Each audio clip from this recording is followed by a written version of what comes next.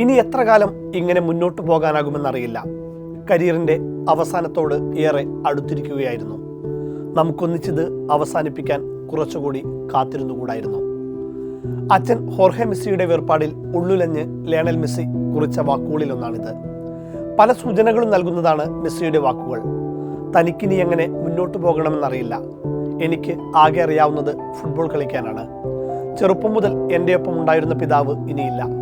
ഇനി എത്ര കാലം ഇങ്ങനെ മുന്നോട്ട് പോകാനാകുമെന്ന് അറിയില്ല. അങ്ങനെ നീണ്ടുപോകുന്നു സാമൂഹിക മാധ്യമങ്ങളിൽ മെസ്സി കുറിച്ച വാക്കുകൾ. അച്ഛൻ്റെ മരണശേഷം ഇതാദ്യമായാണ് മെസ്സി പരസ്യ പ്രതികരണം നടത്തുന്നതും. മെസ്സിയുടെ വാക്കുകൾ ഇങ്ങനെ തുടരുന്നു. ലോകകപ്പ് തുടങ്ങാൻ ദിവസങ്ങൾ മാത്രമുള്ളപ്പോഴായിരുന്നല്ലോ അങ്ങയുടെ ആരോഗ്യം വഷളായത്. ലോകകപ്പ് പോലെ ഒരു ടൂർണമെന്റിൽ അങ്ങില്ലാതെ ഞാൻ ആദ്യമായാണ് കളിച്ചത്.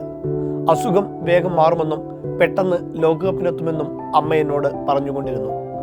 അച്ഛന് യാത്ര ചെയ്തെത്താൻ വേണ്ടി മാത്രം അർജന്റീന ഫൈനൽ കളിക്കുമെന്നും ഞാൻ പറഞ്ഞിരുന്നു.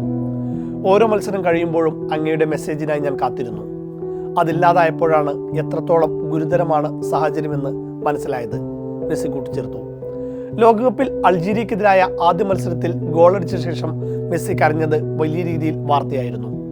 അവസാന ലോകകപ്പായതിനാലാകും കരഞ്ഞതെന്നൊക്കെ വ്യാഖ്യാനിക്കപ്പെട്ടു. ഒടുവിൽ കുടുംബം തന്നെ ലിയോയുടെ അച്ഛൻ്റെ അസുഖത്തെക്കുറിച്ചുള്ള വാർത്തകൾ പുറത്തുവിടുകയായിരുന്നു.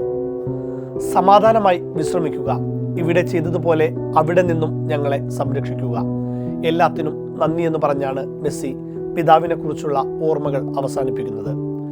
മെസ്സിയുടെ പോസ്റ്റിൽ ഏറ്റവും വികാരനിർഭരമായ ആശ്വാസവാക്കുമായി എത്തിയത് എതിരാളിയെന്ന് എല്ലാ കാലവും ലോകം വിളിച്ചു പോന്ന സാക്ഷാൽ ക്രിസ്ത്യാനോ റൊണാൾഡോ തന്നെയായിരുന്നു. ബുദ്ധിമുട്ടേറിയ സമയത്ത് താങ്കൾക്കും കുടുംബത്തിനും സ്നേഹപൂർണമായ ആലിംഗനം. ലിയോ, കരുത്തോടെ മുന്നോട്ടു പോകൂ. ഇതായിരുന്നു ക്രിസ്ത്യാനോയുടെ വാക്കുകൾ. എന്ത് സ്നേഹമുള്ള കരുതലുള്ള ആശ്വാസവാക്കാണല്ലേ.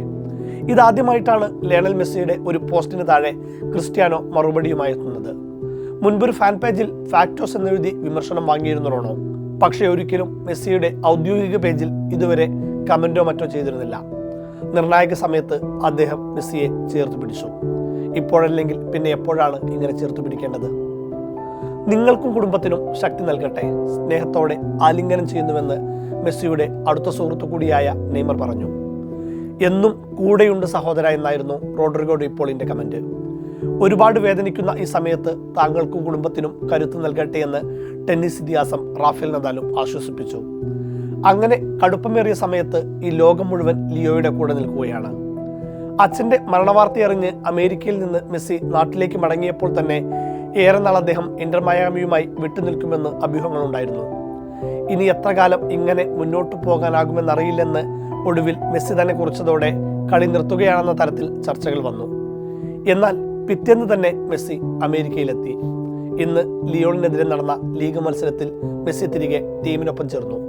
രണ്ടാം പകുതിയിൽ പകരക്കാരനായി ഇറങ്ങുകയും ചെയ്തു. അല്ലെങ്കിലും അയാൾക്ക് എങ്ങനെയാണ് ആ തുകൽപന്തുമായി അധികം മാറി നിൽക്കാനാവുക? ബാഴ്സലോണ ക്ലബ് ഡയറക്ടറായിരുന്ന കാർലോസ് റക്സാക്റ്റുമായി ഒരു ഹോട്ടലിൽ വെച്ച് നാപ്കിൻ പേപ്പറിൽ ഒപ്പുവെച്ച കരാറുമായാണ് അയാൾ വിഖ്യാതമായ ലാമാസിയയിലെത്തുന്നത്. അതിന് ചുക്കാൻ പിടിച്ചത് ആ 13-കാരന്റെ പിതാവ് ഹോർഹെ മെസ്സി തന്നെയായിരുന്നു. റൊസാരിയോയിലെ സ്റ്റീൽ ഫാക്ടറിയിൽ സൂപ്പർവൈസറായി ജോലി ചെയ്യുകയായിരുന്ന യാതൊരു ബിസിനസ് പശ്ചാത്തലവുമില്ലാത്ത ഹോർഹെ മെസ്സിയാണ് പിന്നീട് ലിയോയുടെ ഏജന്റും മാനേജറുമെല്ലാമായത്. മെസ്സിയുടെ പ്രൊഫഷണൽ തീരുമാനങ്ങളും കരാറുകളും സാമ്പത്തിക കാര്യങ്ങളുമെല്ലാം ഹോർഹെ തന്നെയാണ് നിയന്ത്രിച്ചിരുന്നത്.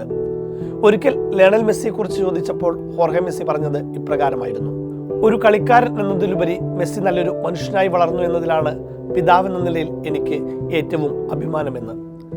റോണോയുടെ വാക്കുകൾ കടമെടുത്തു പറയട്ടെ. ബുദ്ധിമുട്ടേറിയ സമയത്ത് താങ്കളെ സ്നേഹത്തോടെ ചേർത്ത് പിടിക്കുന്നു. കരുത്തോടെ മുന്നോട്ട് പോകൂ ലിയോ.